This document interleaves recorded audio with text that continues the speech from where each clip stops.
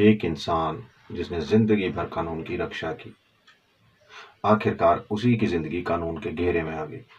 कभी वो डीजीपी थे, एक पूरा सिस्टम उनकी बात मानता था, और आज उसी सिस्टम में उनकी पत्नी और बेटी आरोपी है। नमस्कार, मैं हूं मुनीश कुमार और आप सुन रहे हैं स्टोरीज बाय सागू। आज जो कहानी मैं आपको सुनाने जा रहा हूं वो एक हाई प्रोफाइल मर्डर केस की नहीं, एक टूटते परिवार की है, जिसमें रिश्ते, बीमारी और लालच तीनों ने मिलकर एक ऐसे शख्स की जान ले ली जो कभी एक राज्य की पुलिस का सबसे ऊंचा अफसर था। बेंगलुरु का पौश इलाका, एक आलीशान घर और सुबह की एक चौंकाने वाली खबर। पूर्व डीजीपी कातिल, उनकी पत्नी पल्लवी। शुरू में सबको यकीन ही नहीं हुआ। जो इंसान पुलिस डिपार्टमेंट का लोहा मनवाता था, उसे कोई मार दे, और वो भी उसी के घर में, उसकी पत्नी के हाथों। आज की कहानी इतनी चौंकाने वाली है कि इसे सुनकर आपके रोंगटे खड़े हो जाएंगे। ये कहानी है कर्नाटक के पूर्व डीजीपी ओम प्रकाश की, जिनकी हत्या उनके ही घर में, उनकी ही पत्नी के हाथों हुई। ये सिर्फ एक मर्डर मिस्ट्री नहीं, बल्कि भरोसे, रिश्तों और इंसानियत के टूटने की कहानी। ओम प्रकाश 1981 बैच के आईपीएस अधिकारी, बिहार के चंपारण से ताल्लुक रखते थे। दिल्ली में पढ़ाई के बाद उन्होंने यूपीएससी की तैयारी की और अपने सपने को सच कर दिखाया। उन्हें कर्नाटक कैडर मिला, जहां उन्होंने पुलिस सेवा में एक के बाद एक सीढ़ियां चढ़ी। अतिरिक्त पुलिस अधीक्षक से शुरुआत कर वो एसएसपी, डीआईजी, आईजी और आखिरकार कर्नाटक के director general of police, DGP बने। मार्च 2015 से मार्च 2017 तक, 2 साल तक उन्होंने पूरे कर्नाटक की कानून व्यवस्था की बागडोर संभाली। 2017 में रिटायरमेंट के बाद ओम प्रकाश ने बेंगलुरु के एचएसआर लेआउट में एक 3 मंजिला घर बनवाया। 68 साल की उम्र में वो अपनी पत्नी पल्लवी, बेटी कृति और बेटे कार्तिकेश के साथ एक नॉर्मल लाइफ जी रहे थे। कार्तिकेश अपनी पत्नी के साथ बेंगलुरु में ही अलग रहता था। बाहर से देखने में सब कुछ नॉर्मल था, लेकिन घर की 4 दीवारी के अंदर एक तूफान पनप रहा था। 20 अप्रैल 2025 रविवार का दिन, कार्तिकेश अपनी पत्नी के साथ बेंगलुरु के कर्नाटका गोल्फ एसोसिएशन में गोल्फ खेलने गया था। उधर ओम प्रकाश अपने घर में पत्नी पल्लवी और बेटी कृति के साथ थे। दोपहर के समय घर में कुछ ऐसा हुआ जिसने सब कुछ बदल दिया। लगभग 4 बजे बेंगलुरु पुलिस के कंट्रोल रूम में कॉल आती है। कॉल करने वाली कोई और नहीं बल्कि पल्लवी थी।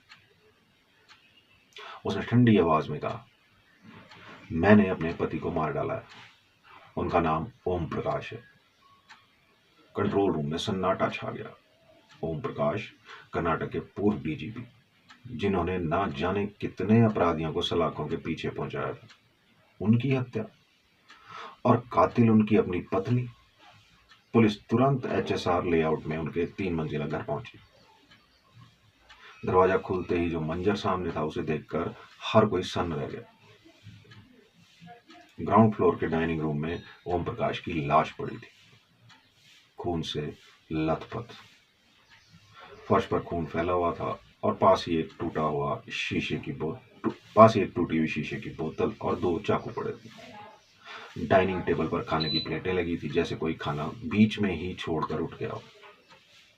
पल्लवी वहां एक कुर्सी पर बैठी थी, चेहरे पर न डर न पछतावा, बस एक ठंडी खामोशी। पुलिस ने पूछा, आपकी बेटी कृति कहाँ है? पल्लवी ने बताया कि वो पहली मंजिल पर अपने कमरे में है। पुलिस ऊपर गई, लेकिन कृति ने दरवाजा नहीं खोला। काफी देर नॉक करने के बाद पुलिस को दरवाजा तोड़ना पड़ा। अंदर कृति अकेली बैठी थी, चेहरे पर कोई भाव नहीं, बस एक खालीपन। उसी समय कार्तिकेश को पड़ोसी जय श्रीधरन का फोन आया, तुम्हारे पापा का मर्डर हो गया।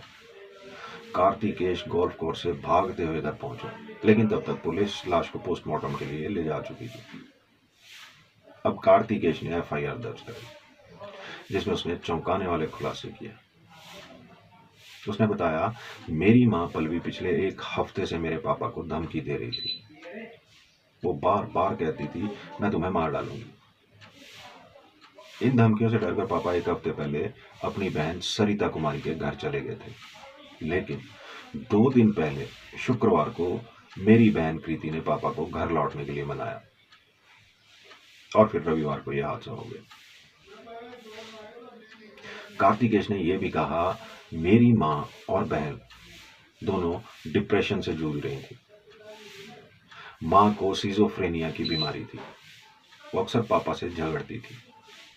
मुझे पूरा यकीन है कि मेरे पापा की हत्या में मेरी माँ और बहन दोनों शामिल हैं। पुलिस ने जांच शुरू की। CCTV फुटेज में साफ दिखा कि उस दिन दोपहर से शाम तक कोई बाहरी व्यक्ति घर में नहीं आया। ना कोई ताला टूटा, ना कोई खिड़की। मतलब हत्या घर के अंदर ही हुई। पोस्टमार्टम रिपोर्ट में खुलासा हुआ कि ओम प्रकाश को 10 से ज्यादा बार चाकू मारा गया था, खासकर गर्दन और सिर पर। हत्या से पहले उनके चेहरे पर मिर्च पाउडर फेंका गया और उन्हें रस्सी से बांधा गया था। पुलिस को यह भी पता चला कि हत्या के बाद पल्लवी ने एक वीडियो कॉल पर अपनी दोस्त, जो एक वरिष्ठ पुलिस अधिकारी की पत्नी थी, उससे कहा, मैंने उस राक्षस को मार डाला। उस दोस्त ने अपने पति को बताया, जिसने पुलिस को सूचना दी। पल्लवी ने पूछताछ में कबूल किया कि उस दिन दोपहर में ओम प्रकाश के साथ उसका झगड़ा हुआ था। झगड़ा प्रॉपर्टी को लेकर था। ओम प्रकाश ने अपनी दानदेली की जमीन अपने भाइयों को दे दी थी, जिससे पल्लवी नाराज थी। झगड़ा बढ़ा और गुस्से में पल्लवी ने मिर्च पाउडर फेंका और फिर उसे हमला कर दिया। उसने बताया, मैं सालों से उसके जुल्म सह रही थी। वो मुझे और कृति को ताने मारता था, हमें मेंटली रूप से टॉर्चर करता था। मैं थक चुकी थी। कृति ने बताया कि वो उस समय अपने कमरे में थी, लेकिन उसने मां को कई बार पिता के खिलाफ भड़काया था। उसने कहा, मम्मी को पापा ने बहुत दुख दिया था। मैंने उनसे कहा था कि हमें कुछ करना होगा। पुलिस ने पल्लवी को हत्या के आरोप में गिरफ्तार कर लिया और उसे 14 दिन की न्यायिक हिरासत में भेज दिया। कृति को भी सह अभियुक्त बनाया गया, लेकिन उसकी भूमिका की जांच हो रही है। मामले को बेंगलुरु की सेंट्रल क्राइम ब्रांच CCB को सौंप दिया गया है। पुलिस को पल्लवी के व्हाट्सएप मैसेज भी मिले, जिनमें उसने दावा किया था कि ओम प्रकाश उसे जहर दे रहा था और उसकी जासूसी कर रहा था। ये मैसेज उसकी मेंटल इलनेस का सबूत हो सकते हैं। कर्नाटक के गृह मंत्री G परमेश्वर ने कहा, यह एक दुखद घटना है, पूरी जांच के बाद ही सच सामने आएगा। 20 अप्रैल 2025 को ओम प्रकाश का अंतिम संस्कार बेंगलुरु के विल्सन गार्डन शमशान घाट में हुआ। एक शख्स जिसने अपनी जिंदगी कानून और समाज की सेवा में बिताई, अपने ही घर में अपने ही अपनों के हाथों मारा गया। ये कहानी सिर्फ हत्या की नहीं, बल्कि एक अनकहे दर्द की है जो परिवारों के अंदर पनपते हैं। पल्लवी की मानसिक बीमारी, कृति का गुस्सा और ओम प्रकाश का कठोर व्यवहार, ये सब इस त्रासदी के हिस्से थे। स्टोरीज बाय सागू की इस कहानी से एक सवाल उठता है, क्या हम अपने अपनों के दर्द को वाकई समझ पाते हैं? क्या हम उनके चेहरों के पीछे छुपी चीखों को सुन पाते हैं? अगर आप या कोई आपका करीबी घरेलू हिंसा या मानसिक स्वास्थ्य समस्याओं से जूझ रहा है, तो मदद लें। 181 महिला हेल्पलाइन जैसी सेवाएं उपलब्ध हैं। फिलहाल इस केस में इतना ही। जैसे जैसे नई परतें खुलेंगी, नया सच सामने आएगा, मैं मुनीश कुमार उसे आपके सामने जरूर लाऊंगा। Stories bye सागू।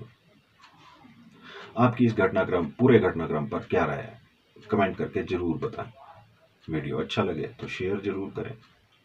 और हाँ, समाज को सोचने पर मजबूर करने वाली इन कहानियों को सुनने के लिए सब्सक्राइब करें स्टोरीज बाय सागू। मैं मुनीश कुमार, नमस्कार।